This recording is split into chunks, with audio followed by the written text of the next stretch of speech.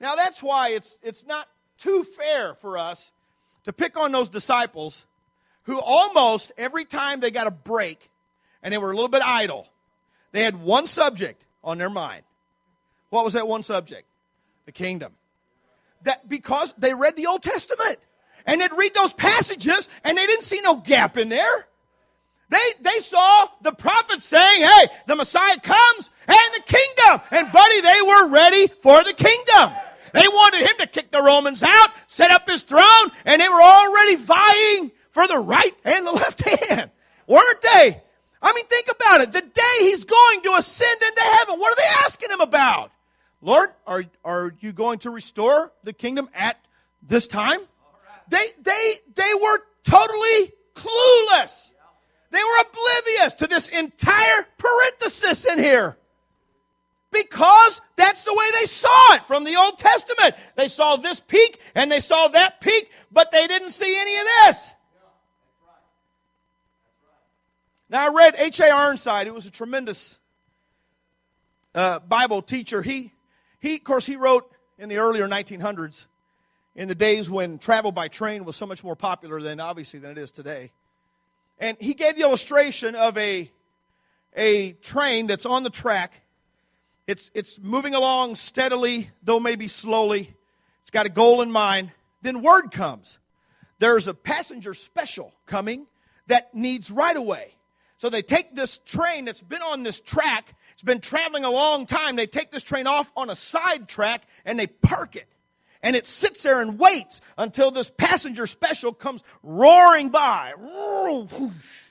And once the passenger special has roared by, then they take the same old train that's been traveling all this long time and they put it back on the main track and it resumes its journey. So Israel started out this train journey a long time ago. They got on the track. God started working them down the prophetic railroad, so to speak. And they got all the way to here. And then when the Messiah came and they rejected him and killed him, God said, all right. And he moved Israel off the track and put them on the sideline. And he waited now for the church age special to come roaring out of the past and come rushing by. And once the church age special rushes by, Israel gets to get back on the track. But until the gospel special goes by, they got to sit on the sideline. All right, so Israel was that original train. They had the law, the prophets, the judges, the kings, and Jesus. Now the church age is that special, where God deals specifically with the Gentiles while Israel has been put aside. Amen. This is borne out by not only by this obvious prophetic parenthesis in Old Testament prophecies, but, even in the New. Here we are living in this gap of grace. And Paul takes chapters 9, 10, and 11 of Romans and explains to the Gentiles, hey, don't get proud, don't get boastful. Israel were the original people of God. And then God cut them off.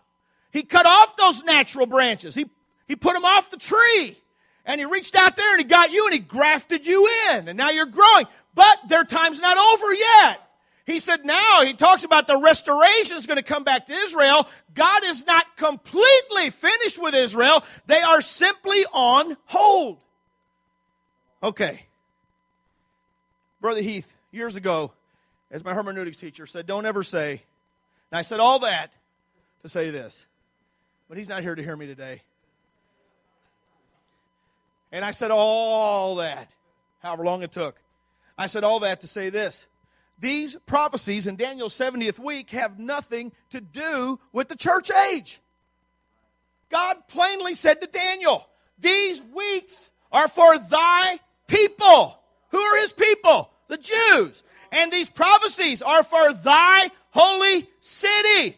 What was his holy city? Jerusalem. Amen. And so I believe that these prophecies, this prophecy, amen, that God lined out fully and in great detail, it will not begin again. It will not pick up and continue until this parenthesis is over. Amen. Until this church age is over. When it has been completed, then Well, let's talk about the final event now, the final fulfillment of this prophetic parenthesis. Amen. I believe that the final event in this parenthesis is the rapture of the church. Amen. Because it fits right in between everything else God is doing.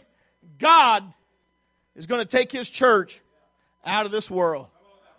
Amen. And that will complete the parenthesis. Amen. It will bring the church age as we know it to an end and usher in, then again, God's dealings with Israel. And He will again pick up His dealing with that and go back into that prophecy that Daniel saw. It has not all been completed yet, but it will be. Now, again, this has already been talked about, but in Revelation chapter 1. In chapter 1, John sees a vision of Christ. And in verse number 19, John is told to write about three things. Number one, he is told, write the things which thou hast seen. Number two, he is told, write the things which are. And number three, he's told, write the things which shall be hereafter.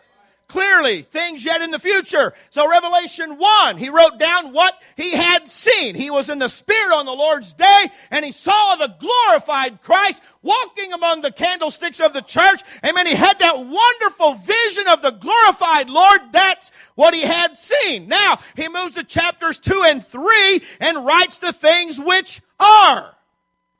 Amen. Because in John's day, there were 7 churches that he wrote to existing in Asia. Amen. But Revelation 4 and beyond, then are the things that shall be hereafter. Now, Brother Darius mentioned this last night. I'm going to tell you what, he preached outstanding message to all of us about the danger of the Laodicean spirit. And I told him after church, it was great preaching. And he made a wonderful point there that probably he didn't dwell on it, and it might pass us by. But when you study Revelation 2 and 3, there's a whole lot of truth in there. It cannot be passed over lightly. Amen. Those chapters in Revelation 2 and 3 are letters written to an existing church in John's time. No doubt about it. Ephesus was a church. He wrote that letter to that church. And so with Smyrna and Sardis and Pergamos and Thyatira and all down the line, every one of those churches got a letter in their mail, however they had their mail. They got their letter from John for that specific church. But that's not all. Amen. Each of those letters has a universal message to the church at any time.